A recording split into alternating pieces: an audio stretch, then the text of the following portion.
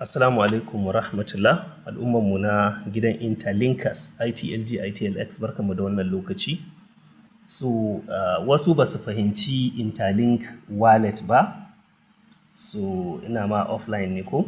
So, bari in hau online.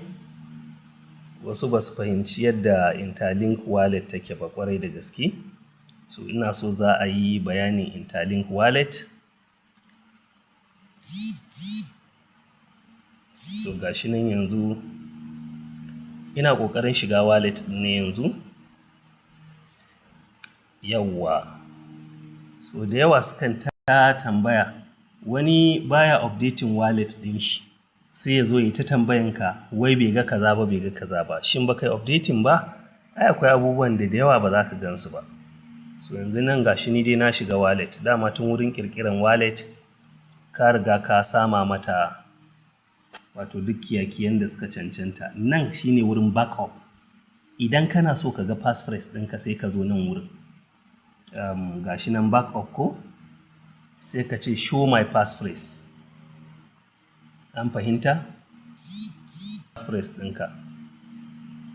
Kana taɓa wani lokaci sai ka saka key zai buɗe maka, wani lokaci zai buɗe maka kai tsaye. To sai ka koma bayan ka ga passphrase ɗinka ya riga ya buɗe maka. Ni yanzu ba zan bar na ku gani ba saboda tsaro. So akwai kuma wurin da mutane ba su fahimta ba. Kaga kamar nan wajen. Ai dole sai ka taɓa shi. Wani sai ce wai bai sani ba ya zai ɗauko wallet address na Ethereum na wane ne. In ka taɓa wannan wurin, kaga yanzu ga abubuwa nan da dama. Ga su Ethereum nan su Arbitrum duka wannan blockchain ne. Wannan na farkon da na kunna shine Taj Mahal. Yanzu in na kunna Ethereum zai kashe Taj Mahal. Kaga yanzu akan Ethereum kenan nake.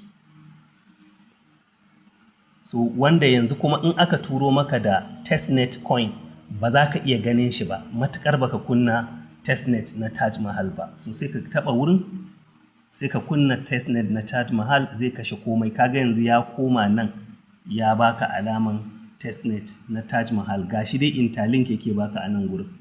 An fahimta? So idan za ka ɗauki wallet address ɗinka, kar ka tsaya ɓata ma kanka lokaci. Ka danna nan gashi nan copy. Gashi an ce maka copy. Mostly da kuka ga wa'innan wallet addresses ɗin. In dai decentralized wallet ce, da na Ethereum, da na BNB, da na Arbitrum, duk ɗaya ne. An fahimta?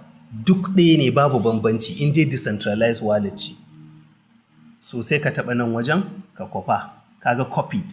Sai ka je ka tura ma wanda za ka tura mawa domin ya turo maka da ainihin wato abin da zai turo maka.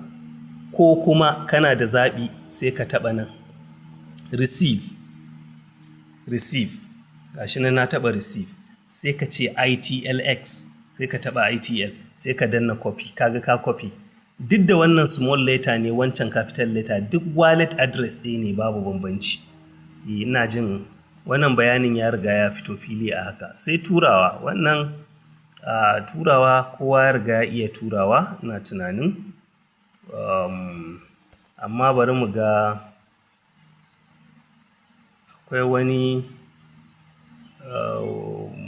akwai wasu masu turo da wallet address. So kun gani ko? Bari in copy wannan wallet address ɗina ne, ni ne na aji. So sai ka copy nan.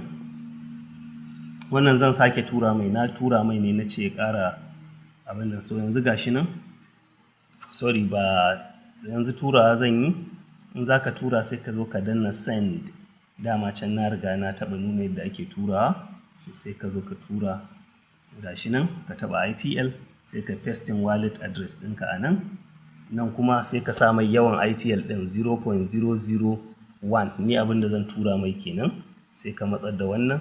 Nan wajen za ka shige shi sai ka zo wajen custom ɗin nan. Ga inda aka sa custom na can ƙasa. Gashi nan shi za ka taɓa. Sai ka taɓa custom. Sai ka gangara. Kaga wannan sai ka share shi. In ka ga dama ka sa 0.00001. Duk yadda dai ka sa in dai ya ɗauka shi kenan.